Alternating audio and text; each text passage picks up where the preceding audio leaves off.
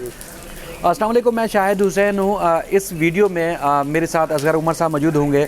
खुर्शीद शाह की केस के हवाले से, दरख्वास्त ज़मानत के हवाले से हमने बात करनी है। सुप्रीम कोर्ट ऑफ पाकिस्तान के हुक्म के बाद खुर्शीद शाह के लिए उनकी दरख्वास्त ज़मानत की समाअत के लिए सिंध हाई कोर्ट का एक स्पेशल बेंच बनाया गया था, जिसमें जस्टिस शमसुद्दीन अब्बासी की सरबराही में 2 रुकनी बेंच ने आज दूसरी जो है समाअत के दौरान फरीकैन के दलाइल मुकम्मल होने के बाद फैसला महफूज कर लिया है। समाअत के दौरान आज क्या क्या हुआ और उसके बाद फिर अदालत की ऑब्जर्वेशन के साथ साथ बॉडी लैंग्वेज क्या थी, मुतवक्के तौर पर क्या खुर्शीद शाह ज़मानत पर रिहा हो सकते हैं, या ऐसी चीज़ें जो अब तक सामने नहीं आ सकी हैं और अदालत में जब वो बताई गई हैं तो उसके बाद फिर नैब के ऊपर क्या उंगली उठेगी, वो सारी तफसीलात बताने के लिए असगर उमर साहब को मैंने जहमत दी है। ARY से इनका ताल्लुक़ है, हमारे सीनियर सहाफ़ी हैं, हम इनसे पूरा दिन सीखते रहते हैं। समाअत के दौरान असगर उमर साहब भी मौजूद थे। सर, आपको मैं अपने YouTube चैनल पर खुशामदीद कहता हूँ।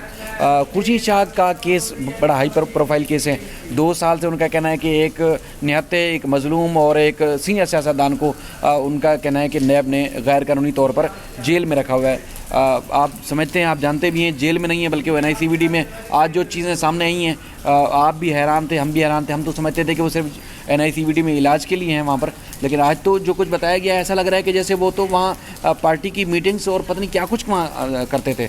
दूसरा, जो नैब का किरदार है ख़ास तौर पर, वो कैसा रहा? आपने आज समाअत के दौरान जो प्रोसिक्यूटर और अदालत और उसके बाद फिर उनके मखदूम अली खान साहब ने जो दलाइल दिए, क्या सुना, क्या महसूस किया, आप क्या देख रहे हैं आप? शायद सबसे पहले इस बेल पर और खुर्शीद शाह पर हम बात करने से पहले देखते हैं कि कराची में मानसून की पहली बारिश हुई है। पहले ये इस खूबसूरत मौसम में ये रिमझिम को हमें एंजॉय करना चाहिए, लेकिन जब आपने सवाल किया है, बुलाया है, शुक्रिया आपका। खुर्शीद शाह साहब का केस कराची में बल्कि सिंध के लिए एक अहम केस है नैब के हवाले से, क्योंकि सिंध के बारे में एक परसेप्शन पाया जाता है, मुल्क में यह तासुर पैदा किया जा रहा है कि इस डोमिसाइल के लोगों को रिलीफ मिल रहा है, इस डोमिसाइल को रिलीफ नहीं मिल रहा है। तो और इसमें अहम जो केस रेफ़र किया जाता है उसमें एक ये खुर्शीद शाह साहब का भी केस है जो 20 माह से कैद में है। नैब का कहना है कि वो NICVD में एंजॉय कर रहे हैं और उन्हें डॉक्टर फैसिलिटेट कर रहे हैं, क्योंकि सिंध गवर्नमेंट है और महकमा सेहत जो है वो हुकूमत सिंध के ताबे है, तो अस्पताल में वो एंजॉय कर रहे हैं। जबकि खुर्शीद शाह के वकला का मौक़िफ़ ये बिल्कुल ठीक था कि 20 महीने हो गए हैं वो जेल में हैं, कैद में हैं, मुश्किल है। नैब का काम है अपने केस को प्रूव करना, अपने केस को चलाना। सज़ा देना या मारना पीटना या उन्हें मुशक्क़त में रखना उनका काम नहीं है। अदालतों ने इस बात पे हार्डशिप के केसेस का रेफरेंस दिया। मखदूम साहब ने, उनके वकीलों ने कहा कि अभी तक सिर्फ 3 गवाह चले हैं, और जो नैब के प्रोसिक्यूटर ने कहा था कि ये लेट करते रहे हैं और अपने नैब को और अपने NICVD को एंजॉय कर रहे हैं, उन्होंने कहा ऐसा नहीं है, बल्कि तमाम जो एडजमेंट हुई हैं वो नैब की जानिब से हुई हैं। और नैब की तरफ से ये बात तो कही जाती है कि ये केस कोई बहुत आसान नहीं होते और चोर कोई अपना सबूत नहीं छोड़ते, ये बड़े टेक्निकल मामलात हैं और लंबी और तहकीकात करनी पड़ती है, हज़ारों कागजात देखने पड़ते हैं। लेकिन क्या नैब और खुर्शीद शाह किसी अलहदा माहौल में रह रहे थे? और ऐसा लगता है जैसे खुर्शीद शाह जेट के ज़माने में रह रहे थे और IT के ज़माने में रह रहे हैं और नैब अभी तक बैलगाड़ी के ज़माने में रह रहा है और उसे तहकीकात करने में बहुत ज़्यादा वक्त चाहिए। ऐसा नहीं है, नैब को भी अपनी एक्सपर्टीज़ बढ़ानी होंगी, अपनी स्किल बढ़ानी होंगी, वरना ऐसा लगता है कि सालों और महीनों में तक आप एक रेफरेंस फाइल ना कर सकें। अभी तक ट्रायल कोर्ट में ये बात तय नहीं हो सकी है कि इंटरम रेफरेंस दायर किया गया है या सप्लीमेंट्री किया गया है, फाइनल किया गया है। ये एक कन्फ्यूजन है, नैब कुछ कर नहीं पा रहा है, तो इससे फिर ये तासुर पैदा होता है कि ये सियासी इंतकाम है। तो सर, आज एक अदालत में जब पिछली दफ़ा डायरेक्टर नैब नहीं आए थे और जो प्रोसिक्यूटर नैब उबैदुल आबडो साहब हैं, उनकी कारकर्दगी ज़ीरो है, लेकिन सक्खर नैब ने उनको एक काफ़ी अरसे से यहाँ Sindh high court principal seat में सक्खर नैब के केसेस की पैरवी के लिए रखा हुआ है। तंग आकर अदालत ने तलब किया था डायरेक्टर नैब सक्खर को। आज जब वो पेश हुए तो आज पेश होने के बाद आपने देखा वो दस्तावेज़ात ही नहीं थी उनके पास। तो जस्टिस अमजद सहतो साहब ने सख्त बरहमी का इजहार किया आपके सामने। उन्होंने कहा कि जो दस्तावेज़ात, क्या वो सक्खर में अंडे दे रही हैं? आप आएँ तो साथ उनको पलंदा उठा के गाड़ी में रख के लेके आते। ये तो बड़ा एक अजीब तुरफा तमाशा है ना कि नैब के डायरेक्टर को बुलाया गया था कि वो ये परफॉर्मेंस देखे कि उन्होंने जिनको अपॉइंट किया है, जिन्हें भर्ती किया है, उन वकला की क्या परफॉर्मेंस है, वो क्या बता रहे हैं, आईओज़ ने अदालत में क्या पेश किया है। लेकिन उल्टा ये हुआ कि वो जो डायरेक्टर साहब आए उन्हें खुद कुछ किसी चीज़ का नहीं पता था, जो उन्हें ये सुनना पड़ा कि फाइलें अंडे दे रही हैं और एक गाड़ी में अकेले चले आए। तो ये पूरी सूरत हाल है कि नैब का जो मैकेनिज़्म है और नैब की जो सिंध की टीम नज़र आती है, वो ऐसा लगता है कि एफिशिएंट नहीं है, एक्सपर्ट नहीं है, या उन्हें सिर्फ एक टारगेट दिए गए हैं कि वो डिले करें। वो केस को प्रूव करने में दिलचस्पी नहीं रखते, केस को प्रोसीड करके सज़ा दिलाने में मुल्ज़मान को दिलचस्पी नहीं रखते। अगर पाकिस्तानी कौम का रकम लूटी गई है, असासे लूटे गए हैं, दौलत लूटी गई है, तो हर शहरी चाहता है वापस आए। करप्ट अनासर को सज़ा मिलनी चाहिए, वो किसी भी पार्टी का हो, किसी भी ओहदे का हो, किसी भी मुकाम को रखता हो। लेकिन इसका सिलसिला ये नहीं है कि 20 साल अगर उसने करप्शन किया तो नैब 40 साल उसके सबूत जमा करने पे लगा दे। इसके लिए नैब को अपनी एक्सपर्टी इन्हांस करनी होगी, अपनी सलाहियतों को बढ़ाना होगा, और तमाम पूरी स्टेट मशीनरी है उनके पास, पूरे वसाइल हैं उनके पास।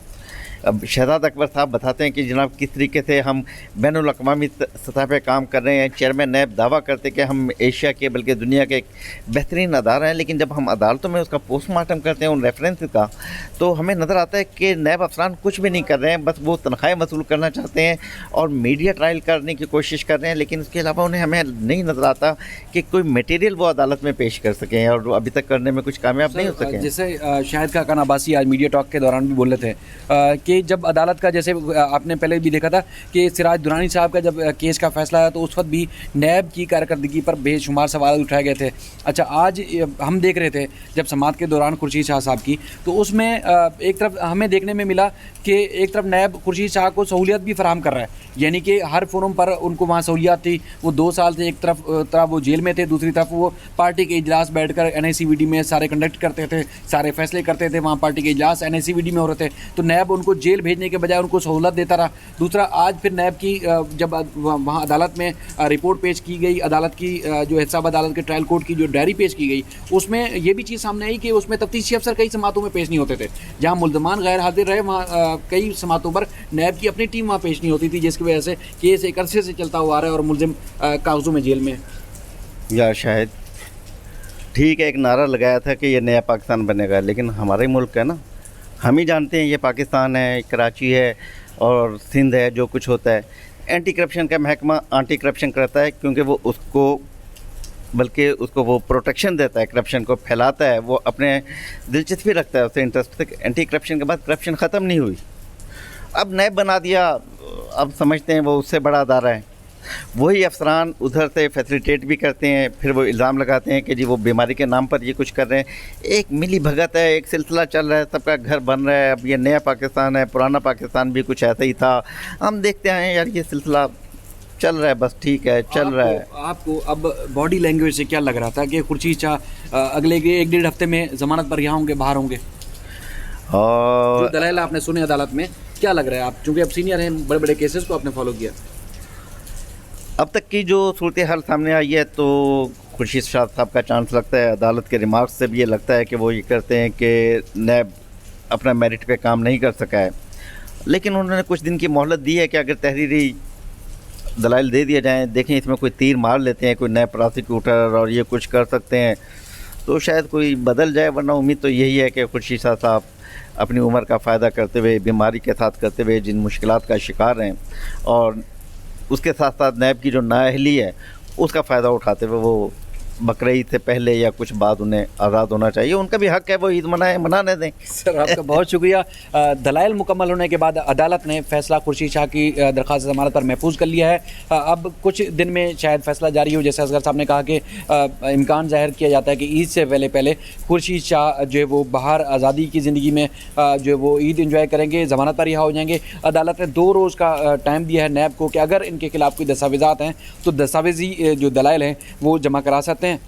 लेकिन आज जिस तरह डायरेक्टर नैब की और नैब की कारकर्दगी के ऊपर जस्टिस शमसुद्दीन अब्बासी और इसके अलावा जस्टिस अमजद सहतो साहब ने जो रिमार्क्स दिए वो इंतहाई सख्त है, यानी कि नैब की कारकर्दगी देखने में आया कि इंतहाई ज़ीरो जो वो सामने आई है, क्योंकि 20 माह से ना तो ये फैसला किया गया है कि जो खुर्शीद शाह के खिलाफ रेफरेंस ज़ेर समाअत है वो हतमी है, या उसके बाद कोई ज़िमनी रेफरेंस उनके खिलाफ मज़ीद जो है वो यहाँ पर अदालत में पेश किया जाएगा या उनके खिलाफ कोई दायर किया जाएगा। नैब की जानिब से आज 2 प्रोसिक्यूटर पेश हुए थे, उन्होंने जो दलाइल दिए उससे भी अदालत हमें देखने में लग रहा था कि मुतमईन नहीं थी, क्योंकि एक तरफ देखने में आता है कि नैब उनको फैसिलिटेट कर रहा है हर सतह पर, दूसरी तरफ उन्हीं के खिलाफ केस अदालत में पेश कर रहा है, तो जहां पर नैब की बातों में काफ़ी तजाद अदालत में देखने में आया है। अब कुछ दिन में फैसला होगा। ये आज की इंतहाई अहम तरीन अपडेट थी जो मैंने आपके सामने रखी। मज़ीद भी जो चीज़ें होंगी आपके सामने रखते रहेंगे।